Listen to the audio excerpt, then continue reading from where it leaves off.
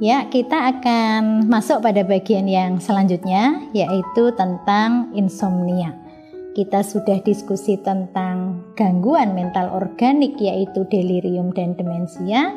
Maka kita akan lanjut pada masalah kesehatan mental yang mungkin juga terjadi pada jamaah haji.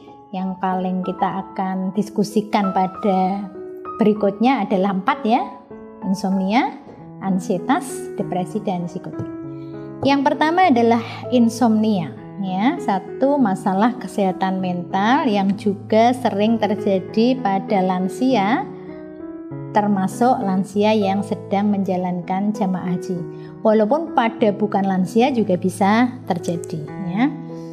Insomnia adalah keluhan gangguan tidur yang berupa kesulitan bisa dalam memulai tidur maupun dalam mempertahankan tidur. Jadi kadang-kadang sulit untuk memulai, atau kita mengenal dengan early insomnia ya. Jadi mau tidur itu sulit, sudah di tempat tidur jam 9 baru gulang-guling di situ, baru bisa tidur jam 12 itu. Atau ada juga yang mengeluh bisa tidur cepat ya, jam 9 sudah tidur, tapi baru tidur berapa lama, jam 11 malam itu sudah terbangun dan sulit untuk bisa tidur kembali misalnya ya. Atau pada prinsipnya pada insomnia ini adalah keluhan merasa tidak cukup untuk tidur, atau dia bisa tidur tapi bangun tidur pagi itu tidak seger ya, kualitas tidurnya nggak bagus. Jadi di dalam insomnia bisa kuantitas, bisa kualitas, jumlah tidurnya atau kualitas tidurnya. Mungkin tidurnya panjang tetapi sering terbangun ya, sehingga kualitasnya buruk, dan ini menyebabkan distress, penderitaan ya. Aduh, kenapa ya aku kok nggak nyaman, aku harusnya tuh bisa tidur enak ya. Kemarin juga ada kasus gitu ya kan, kita habis isya misalnya ya, isya di masjid, di Masjidil Haram, pulang harapannya langsung tidur gitu ya, jam 8, jam 9 tuh tidur supaya jam 2 bangun bisa kembali ke masjid lagi.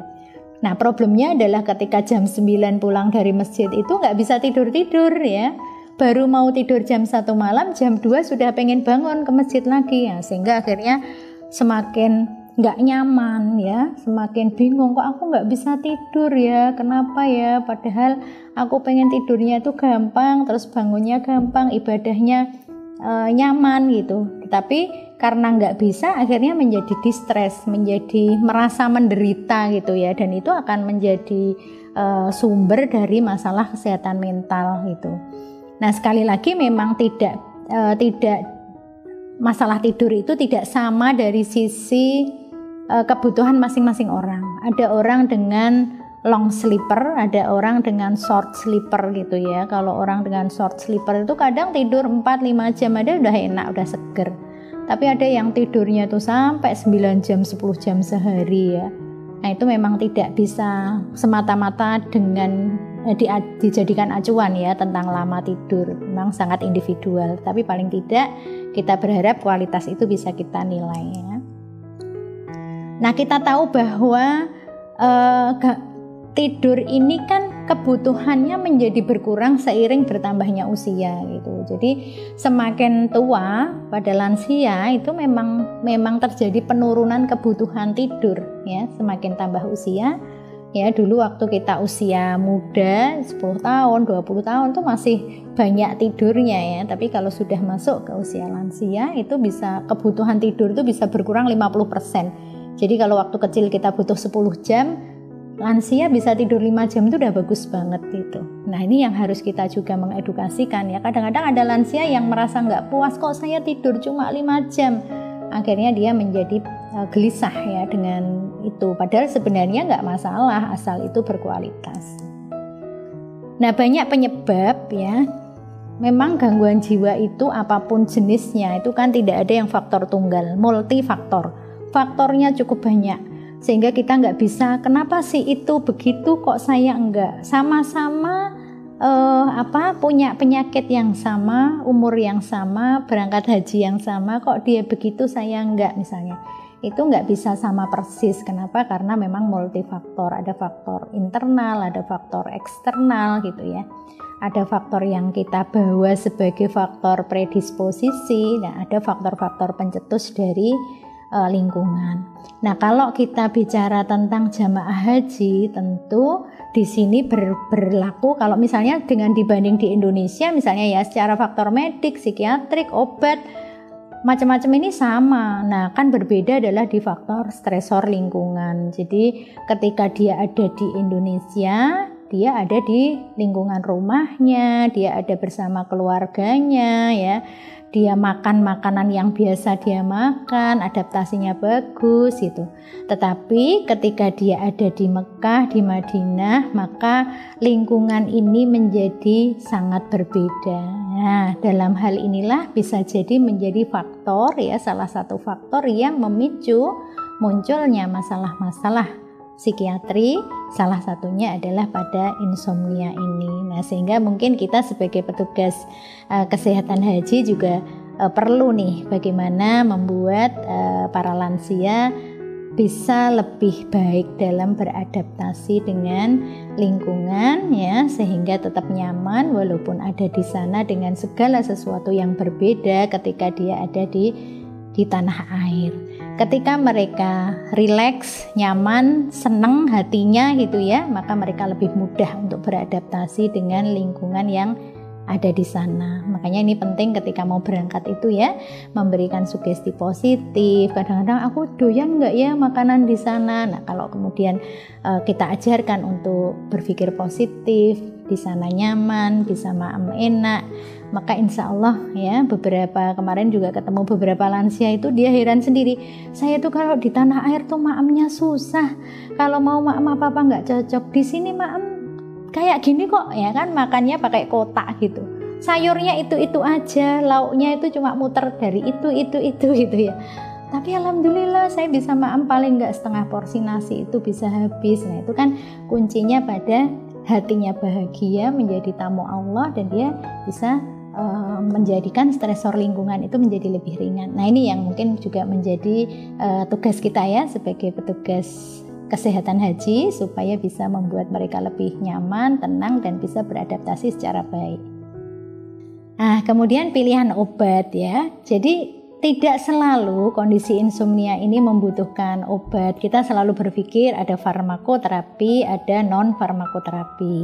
Kalau memang mereka membutuhkan obat, kadang kan kita berpikir begini, kalau mereka kesulitan tidur, kualitas tidurnya jelek ya, kemudian berpengaruh pada ibadahnya, kadang-kadang juga sayang gitu ya, dia menunggu bertahun-tahun pengen beribadah dengan baik, nyaman gitu, ternyata di sana malah ada masalah dengan kualitas tidur dan tidak optimal ibadah gitu, sehingga kita memang harus mempertimbangkan mungkin apakah non farmakoterapi akan efektif pada pasien kita. Kalau non farmakoterapi efektif, kita boleh mencoba dengan non farmakoterapi dulu. Tapi kalau misalnya memang kita berpacu dengan waktu gitu ya, karena di sana juga tidak lama dan kita berpikir mempertimbangkan untuk memberikan farmakoterapi, sekali lagi bisa berdiskusi. Kalau kita sebagai dokter kloter ya, kita bisa berdiskusi dengan psikiater yang ada di BPIH ya, untuk bagaimana tata laksana ketika kita ada pasien-pasien dengan problem insomnia ini. Nah, kalau misalnya kita memang kan kita di dalam masalah insomnia ini paling responnya bisa cepat ya, bisa dirasakan, itu kan memang pilihan, salah satu pilihannya benzodiazepin ya. Memang kita diminta hati-hati menggunakan benzodiazepin karena efek dari adiktifnya. Tapi kalau kita pikir dengan jamaah haji yang ada di sana, itu kan kita juga tidak berharap jangka panjang ya memberikan ya. Jadi kita memberikan pada waktu memang kondisi di sana membutuhkan. Jadi harapannya tidak jangka panjang, kemudian tidak rutin setiap hari harus diberikan ya. Kita bisa melihat situasi, kita mendampingi kan, kalau dokter kloter kita juga dekat dengan mereka, mereka bisa kita pantau gitu. Maka kita bisa menggunakan benzodiazepin ya. baik kalau misalnya pada early insomnia itu yang short acting, maupun kalau pada broken insomnia ya, yang tidur yang kualitasnya jelek, kita bisa menggunakan benzodiazepin yang long acting. Tapi kita juga selain benzodiazepin, kita juga bisa menggunakan trisiklik antidepresan ya, seperti amitriptilin ya. Amitriptilin ini lebih aman dari sisi adiktifnya gitu ya. Tapi kalau pada lansia, apalagi dengan problem kardiovaskuler, maka kita juga harus berhati-hati ya. Kita bisa berdiskusi dengan dokter penyakit dalam atau dokter atau psikiater yang ada di PPIH pilihan dari anti insomnia ini jika jamaah itu membutuhkan farmakoterapi. Nah, kita juga harus mengoptimalkan yang non farmakoterapi, terutama tentang kita edukasikan tentang sleep hygiene. Edukasi tentang sleep hygiene ini mestinya kita berikan sejak berangkat ya, sejak dari tanah air itu kita sudah edukasikan. Karena tadi harapannya kalau di sana itu kualitas tidurnya baik, kondisi fisiknya bagus, wah pokoknya bahagia ya, menjalankan ibadah itu seneng gitu, nggak ada capeknya. Ya, ada jam berapa kita berangkat, pulang, tidur sebentar. Kalau kita gampang istirahat kan ya, pulang siang tidur sebentar, nanti asar udah berangkat lagi. Nanti itu sangat membantu jamaah itu untuk bisa melaksanakan ibadah dengan nyaman dan optimal gitu. Dan itu kan pasti menjadi harapan semua jamaah ya, sehingga sleep hygiene ini bisa menjadi salah satu edukasi yang kita memang berikan ya sejak mereka belum berangkat. Jadi kadang-kadang mau berangkat itu juga energi tersendiri ya, apalagi kalau kita tinggal di Indonesia. Nggak tahu kalau di wilayah lain selain di Jawa ya. Kalau di Jawa itu kan mau berangkat haji itu kadang-kadang udah capek duluan ya, tamunya nggak berhenti. Kadang kita juga mau nolak gimana, wong tamu itu juga pengen mendoakan ya, pengen nitip doa kadang-kadang ya. Sehingga kadang-kadang harusnya kita istirahat malah jadi, apalagi kalau lansia ya, tapi malah harus banyak waktu istirahatnya itu terganggu. Nah, sehingga mungkin juga harus mulai dari sebelum berangkat itu kita anjurkan untuk sleep hygiene ini ya. Bagaimana kalau di sana malah pola makan tuh teratur sekali ya.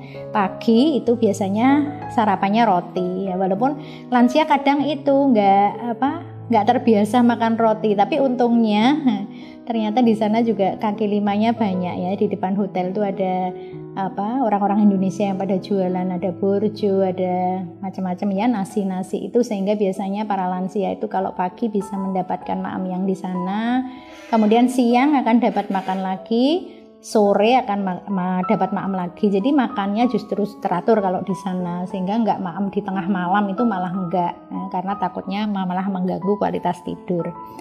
Kemudian siklus bangun tidur ya, sebenarnya kalau sudah di sana malah teratur, karena biasanya satu bangun saling membangunkan, berangkat bareng ke masjid itu. Nah, ketika sebelum berangkat itu yang harus juga diajari untuk membuat siklus ini baik.